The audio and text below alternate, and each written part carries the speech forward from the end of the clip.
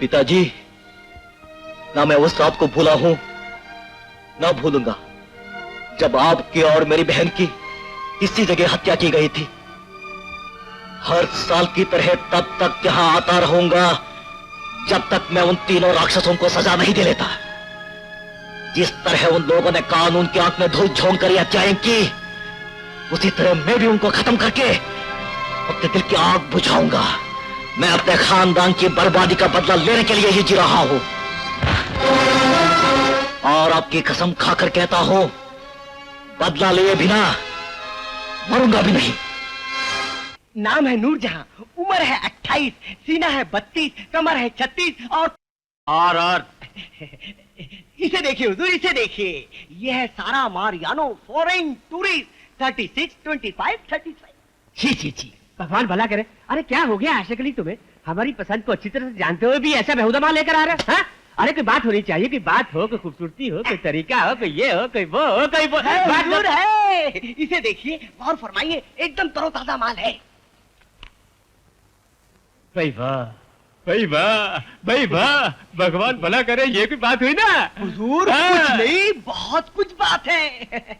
नाम है मीना, फिगर है 36, 26, 35। आहा, गजब की कैमरा डांसर है। आपके 3SS होटल की ताजा ताजा डांसर कॉलोनी है। अच्छा, हमारे होटल में? जी हाँ हुजूर। अरे आशिक अली, आज तो ये स्लीपिंग पिल खाऊंगा तो नींद आएगी, वरना समझो कि नींद उड़ गई। मुश्किल है, ये अभी तक के अपनी लाइन पे उतरी नहीं। लेकिन आप फिक्र नहीं करें, आप फिक्र नहीं करें, आपके आशिक अली के पास हर मर्द का इलाज है। सुभान अल्लाह, सुभान अल्लाह। आपके फन की जितनी तारीफ की जाए वो कम है, और आपके हुस्न की तारीफ करना सूरज को चिराग दिखाना है। कौन है आप?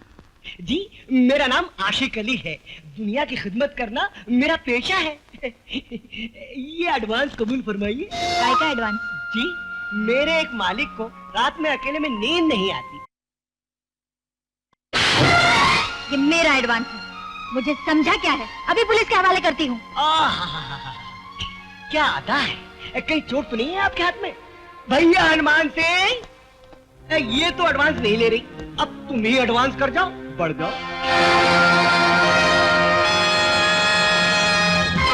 अरे पकड़ो पकड़ो, अरे लट्ठा मुस्कंडा, पकड़ो पकड़ो पकड़ो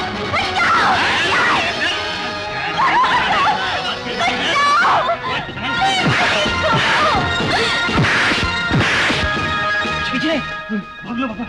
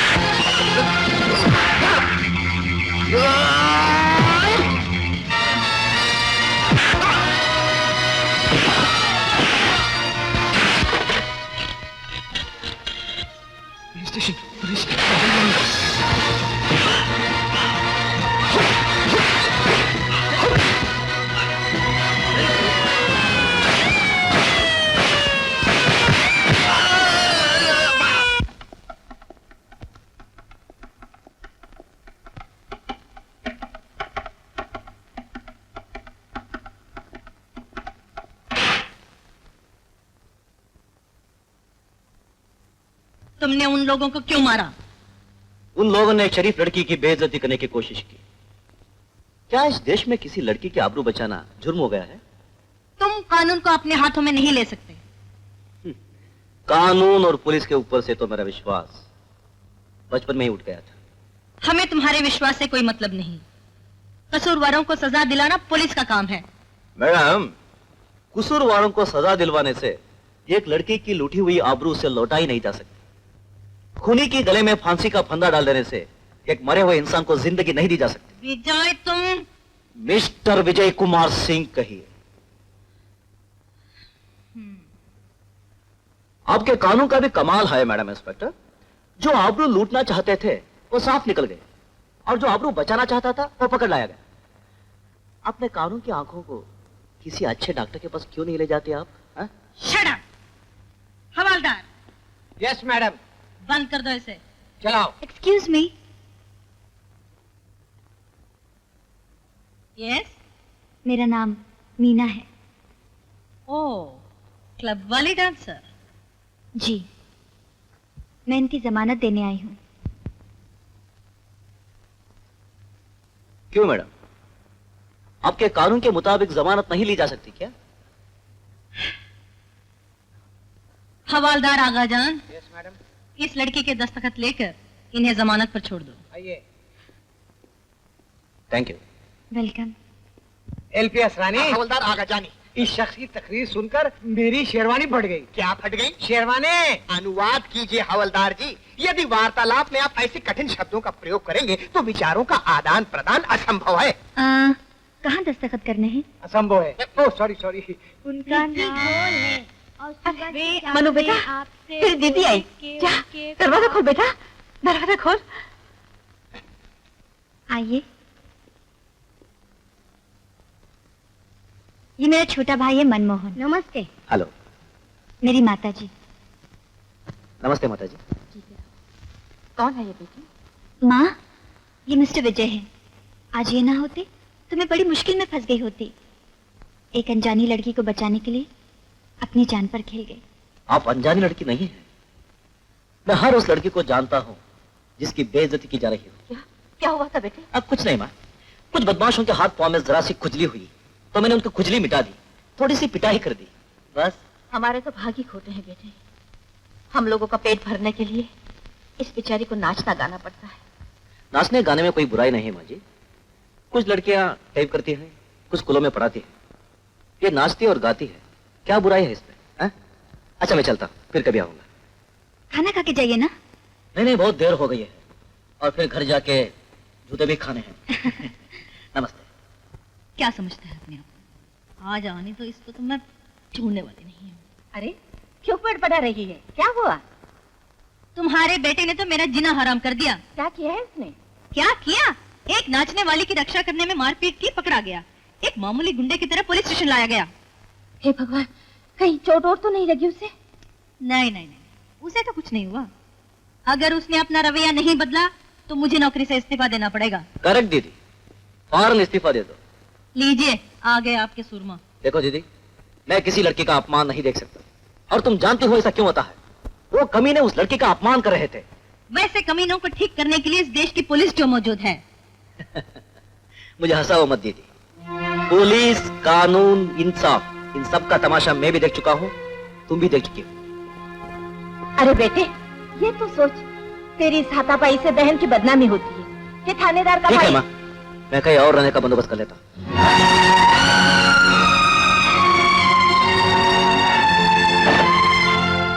माँ की बात इतनी बुरी लगी कि बहन को छोड़कर चले जाओगे? तो मैं क्या करूं दीदी, मेरे दिल में जो आग लगी हुई है वो मुझे जलाई जा रही है। मैं उसकी बात सुनी या तुम्हारी? मेरी, क्योंकि वो आग तुम्हारी सगी बहन नहीं है। वो आग मेरी एक सगी बहन की चिता की है। मेरी आंखों के सामने उसकी लुटती हुई, चीखती चिल्लाती, एक रोती हुई इज्जत की आग है। मेरे खानदान की बर्बादी की आग है। मेरे पिता की हत्या की आग है। इस आग से मेरा रिश्ता है दीदी। ये आग उन तीनों के खून से बुझेगी। हत्या करोगे? हाँ, क्योंकि उन्होंने मेरे पिता और मेरी बहन की हत्या की है। उन्होंने मेरे पिता और मेरी बहन की भी हत्या की है। जब तो मैंने ये पुलिस की नौकरी की, ताकि उन्हें उनके किए की सजा दिला सकूं। मैं उन तीनों को कुछ देना नहीं चाहता दीदी, चाहे हो सजा ही क्यों ना हो। उन्होंने जान ली है, मैं सूद समेत उनकी जान लूंगा। मैं उस कानून की तरफ मुंह करके न जानना चाहता हूं न सोना, जिसने उन हत्यारों को छोड़ दिया। कानून के पास कोई सबूत नहीं था। लेकिन मेरे पास सबूत है दीदी। मेरे जीते जी तुम कानून को अपने हाथों में नहीं ले सकते। कानून इतना मैला है दीदी कि उसे अपने हाथ में लेकर मैं अपना हाथ गंदा करना चाहता भी नहीं। ओह, तो इसका मतलब तुम्हारा हाथ बहुत साफ है। चलो चल के खाना खाते हैं। मुझे भूख नहीं है। मुझे तो भूख है। तुम खा लो। अच्छा जी, सीधी तरह चलते हो या एक चांटा मारो? चला।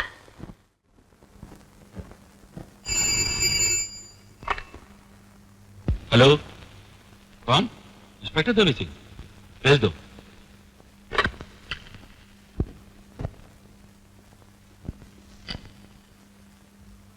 यस, क्या बात?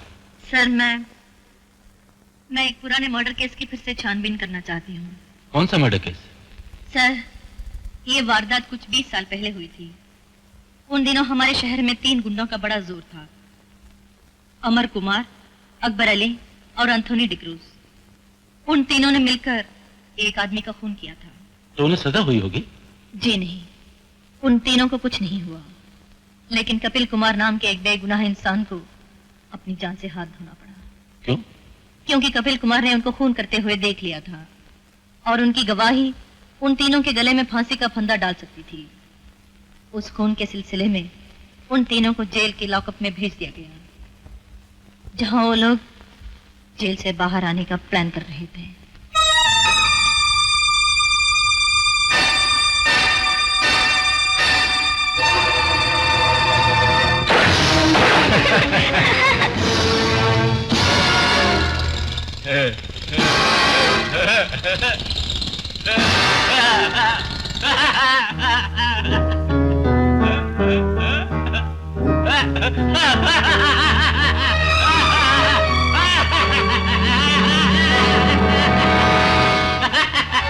भगवान भला करे, जेल के हवालात में अकेलापन मिला तो हमने सोचा हम फांसी की मौत मरना नहीं चाहते हैं। इसलिए हमने तय किया कि हम फांसी की मौत नहीं मरेंगे, और तुम जिंदा रहे तो हम तीनों को फांसी की मौत मरना पड़े ही पड़े। मतलब ये कि अपन लोगों की लाइफ के लिए तुम्हारा मरना जरूरी हो गया है, क्योंकि जिन आंखों ने अपन लोग को वो खून करते देखा था ना, उन आंखों को अदालत देखना नहीं मांगता।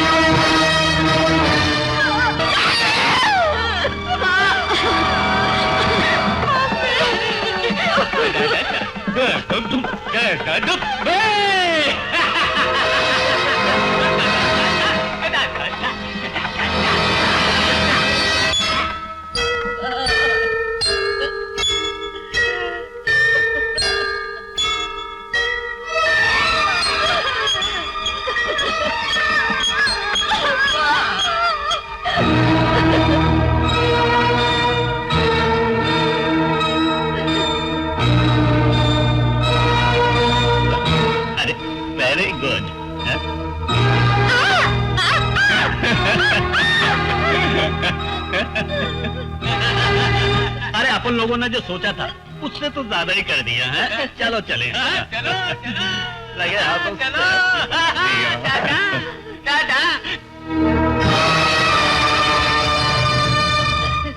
ये कैसे हो सकता है मिसेस सिंह? वो तीनों तो जेल के लॉकअप में हैं। नहीं नहीं, उस तीनों ने हमारे घर आकर हमारे आंखों के सामने मेरे पति और मेरे बेटे की हत्या की है। इंस्पेक्टर साहब, मेरे पति का यही कसूर था ना कि उन्होंने उन तीनों को खून करते हुए देखा और कानून को गवाही देकर उनकी मदद करना चाहते थे। बोलिए, यही कसूर था ना मेरे पति का? आपको मेरा यकीन नहीं आ रहा है तो इन बच्चों से पूछ लीजिए। इंस्पेक्टर साहब, उन्होंने खून किया। तो आपके बयान के मुताबिक वो तीनों जेल से बाहर आए? नामुमकिन। जब से वो तीनों जेल की कस्टडी में लाए गए उन्होंने जेल के बाहर कदम तक नहीं रखा। जेलर साहब, ये लोग कह रहे हैं कि कपिल कुमार का खून इनके घर में इनकी आंखों के सामने हुआ। क्या ये झूठ है? इंस्पेक्टर राणा, जिस यकीन से ये कह रहे हैं कि उन तीनों ने इनके घर में जाकर कपिल कुमार का खून किया, उससे ज्यादा यकीन से मैं कहता हूँ तो तीनों जेल से बाहर गए ही नहीं। ऐसा भी हो सकता है जेलर साहब कि उनके जेल से बाहर जाने के बारे में आपको भी मालूम न हुआ हो? इंस्पेक्टर राणा, ये कहकर आप मेरी बेइज्जती कर रहे हैं। ऐसा कभी नहीं हो सकता। कांस्टेबल, इन सब की हाजिरी लो। अमरनाथ, क्या बात है? अमरनाथ,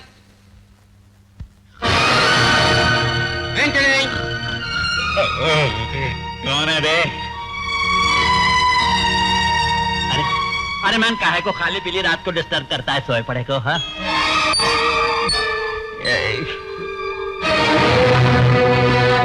वो तीनों जेल में थे क्योंकि ये साबित न हो सका कि वो तीनों जेल से बाहर आए, उन्हें रिहा कर दिया गया।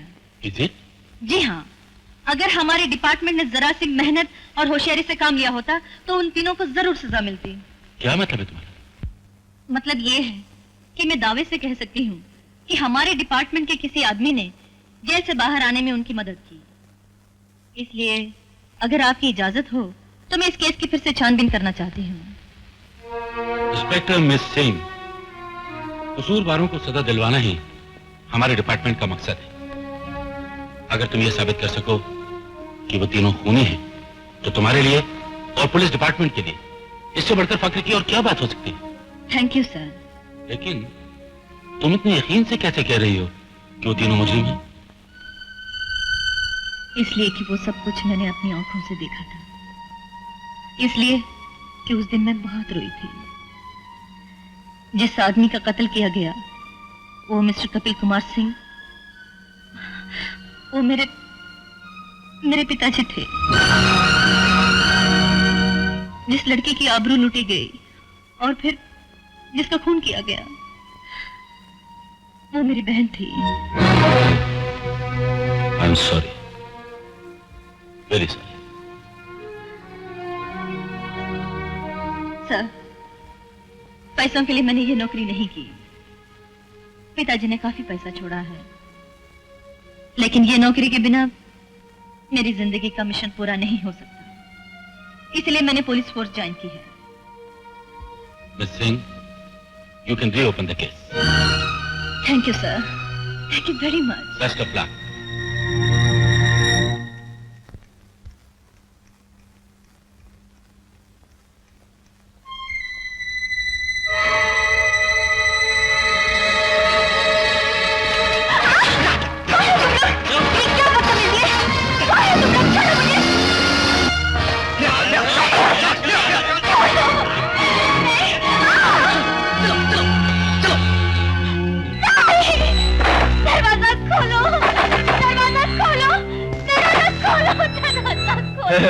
भगवान भला करे, जब तक मैं नहीं कहूंगा दरवाजा कोई नहीं खोलेगा। कौन हो तुम? तुम्हारा प्रेमी। आज से मेरी हो जाओ, फिर तुम्हें जिंदगी भर नाचने गाने की कोई जरूरत नहीं पड़ेगी।